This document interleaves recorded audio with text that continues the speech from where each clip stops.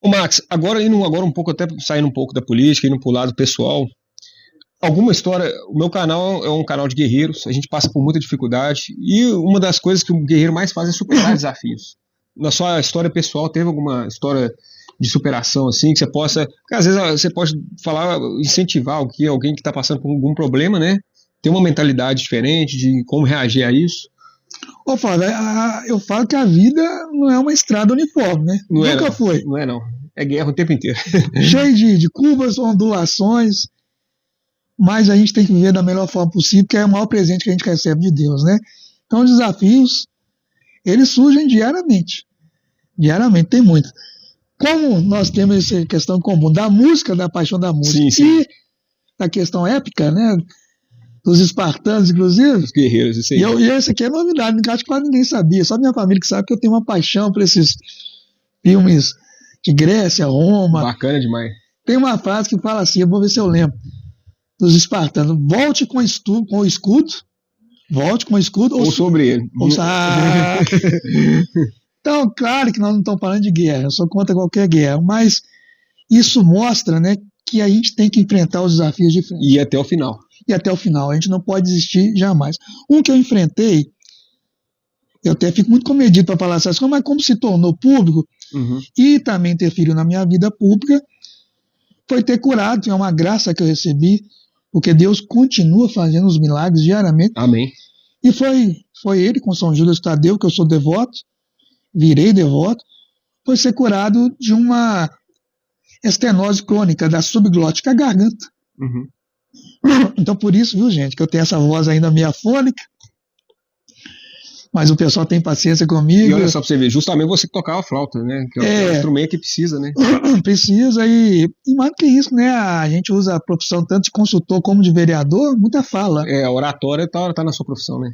Então, assim, foi um presente que eu recebi, contando rapidinho, assim, se der tempo, Então, acho que a primeira vez que eu falo isso em público, eu já dei o testemunho em São Judas Tadeu, mas num programa assim não.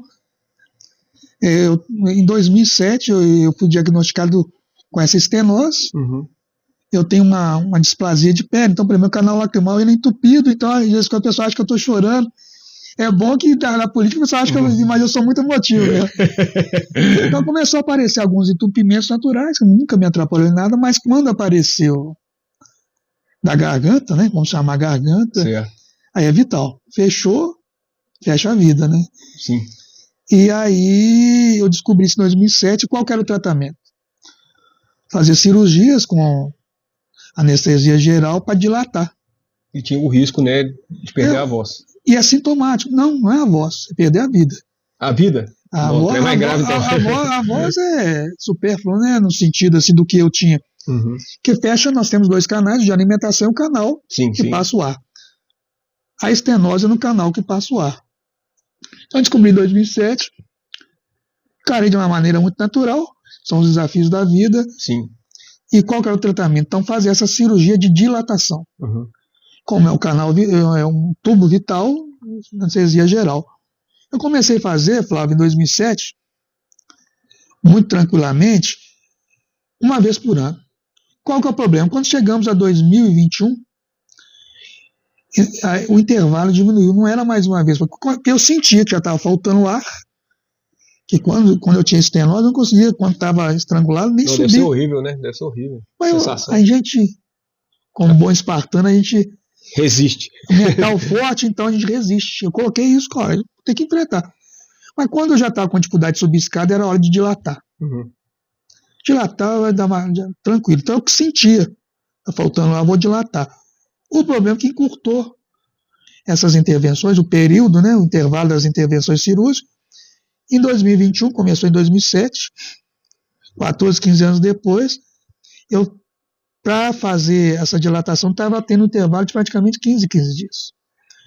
Então eu fazia no Mar Tereza, então eu ia morar dentro do hospital. Eu já conhecia todo mundo do hospital. Quase 15 dias lá de lá. Muda a nossa perspectiva de vida, né? Que é vital.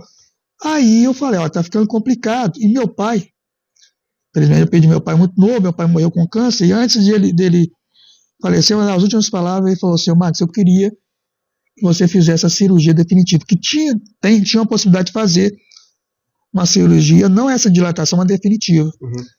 Fiquei com isso, meu pai faleceu, fiquei com isso na cabeça, eu fui fazer a definitiva. A definitiva só conseguia fazer em São Paulo. E aí houve uma divergência médica. Os médicos aqui de Itabirito, de Belo Horizonte, falando que não era para fazer, que o risco é muito alto, e eu falava, não, eu vou viver dentro do hospital. E os médicos de São Paulo falaram, não, dá para fazer, que é uma traqueoplastia. Fiz a traqueoplastia, deu errado. São Paulo. Família ajudando, né, porque tudo não é barato, deu errado.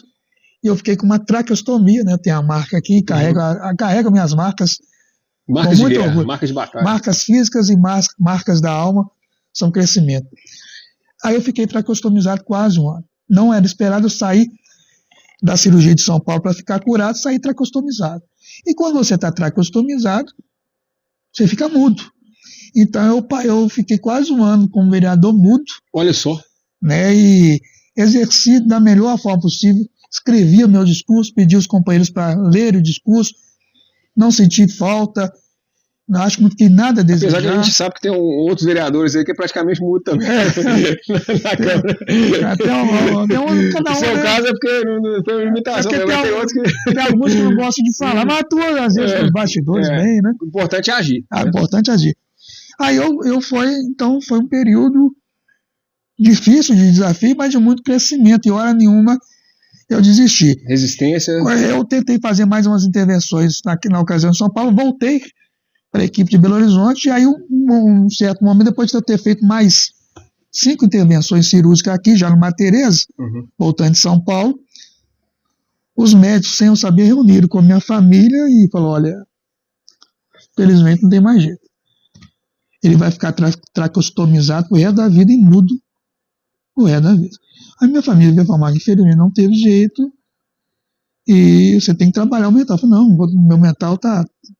É de guerreiro. Tá trabalhado, de guerreiro, tá trabalhado. Se for assim, o importante é eu ter condições de respirar e eu vou viver. Comecei até já a mentalizar, tudo é mente. Eu falei, vou aprender Libras, vou...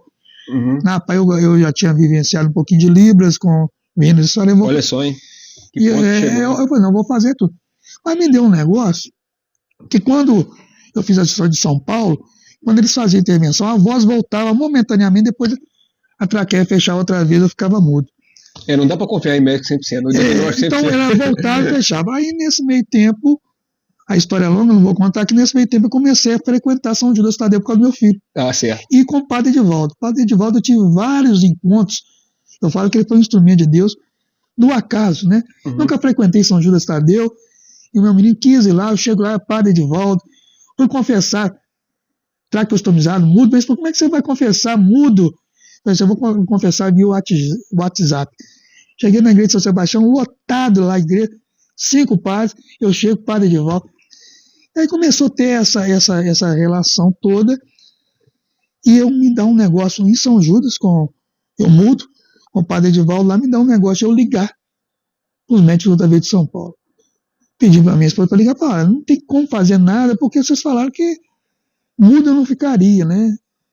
Então tentei insistir, aí a médica ficou muito desesperada, volta aqui, sensibilizada, volta aqui, eu tenho um amigo meu que ele vai te levar para o Albert Einstein e vai fazer uma intervenção para ver se consegue voltar. Olha só, hein?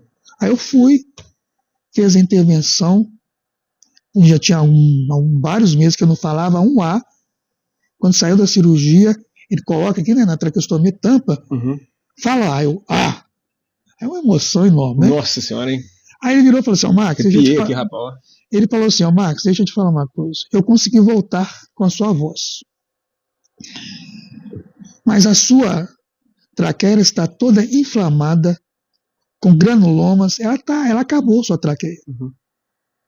Inflamada, granulomas, hematomas. Você, infelizmente, a tendência é você ficar mudo. Se você quiser arriscar, vão marcar mais 2 intervenções igual a essa, às vezes pode cicatrizar aberto. Toma os remédios, volta daqui 15 dias. Isso em São Paulo. Eu voltei para Itabirito, vou na missa em São Judas, chego lá, Padre Edivaldo outra vez. Olha só, hein? A espiritualidade sempre rolando ali. Sempre. É Padre Edivaldo. E aí, quando eu voltei, eu estava falando. Muito fininho, mas falando, saía algum sonho. E minha esposa falou assim, agora mesmo fecha tudo. Porque sempre foi assim. Os granulomas, né? O padre Edivaldo me chama no final da missa e falou, posso te dar uma benção? Deu uma benção de São Judas, me deu a água e me abençoou. E eu voltei para casa e eu falava com minha esposa, eu tô achando que dessa vez tem um negócio diferente. Ô Marcos, sua voz tá ruim, vai fechar tudo igual da outra vez. Volta, nós vamos voltar em São Paulo, mas tem certeza que vai fechar tudo, eu tô achando complicado. Eu falei, não, tem um negócio diferente. Falava com ela. E minha irmã me acompanhou, minha família acompanhou minha mãe, meu irmão. Tem um negócio diferente. Eu volto em São Paulo para fazer a cirurgia. Já entrei direto no bloco cirúrgico, anestesia geral, me deram, estou no bloco cirúrgico. De repente, a doutora Deis, o doutor Marcelo me acorda, né? Bateu que eu estava com anestesia geral. Bateu e falou, Max, você está grogue. Você está conseguindo nos ouvir, nos entender? Eu falei, estou. Você está tomando algum remédio diferente? Eu falei, não, os mesmos. Pensei na bênção, né? Na água do São Judas. Aí eles falaram assim, nós não fizemos a cirurgia em você. Eu falei, não fez? Eu falei, não. E quando nós entramos com o aparelho, sumiram seus hematomas, suas inflamações, e sua traqueia está aberta. Que isso, hein? Aí eu fiquei emocionadíssimo, né? Emociona até hoje. Nossa, mas a gente é muito emocionado mesmo. A gente emociona até hoje. E aí eu estava tracostomizado, saí de lá, fui no outro dia na doutora Deise, ela falou, olha, não tem explicação, não tem explicação científica. Eu falei, que dia que eu vou tirar a tracostomia? O dia que você quiser. Que benção, hein? O dia que você se sentir seguro. Eu falei, eu estou seguro. Ela assustou, falou, você quer tirar agora? Estava com a minha irmã. Eu falei, se quiser, eu deito ali, eu vou tirar. Só que eu vou explicar, se fechar, você volta com ela. Que é um buraco, né, que fica aqui. Falei, não Marca pode. de guerra. Ela falou assim, você tem certeza que você quer tirar agora ou quer esperar um tempo? Então eu falei, não, doutora, foi um milagre na minha vida. Não tem explicação mesmo, foi um milagre, eu estou curado. Tirei, voltei para Itabirito, fiquei curado.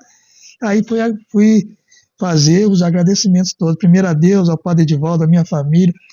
Então, já que você perguntou de um desafio, eu quero passar para os seguidores que a gente não pode desistir nunca da vida. Não pode, não. Permanecer com fé e até o final. Né? Eu falo que eu rezo muito hoje só agradecendo.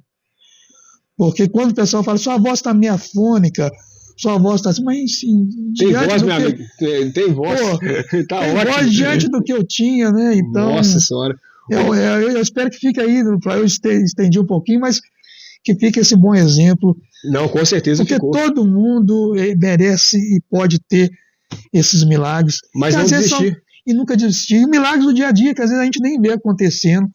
Então eu falo o seguinte, eu sou muito comedido para falar as coisas, tento nunca pessoalizar, porque se eu tiver a voz de volta, eu vou ter que usá-la para promover o bem da melhor forma possível. Exatamente. Aquilo que sai de dentro, né? O que Jesus fala, né? Aquilo que sai de dentro é o que edifica.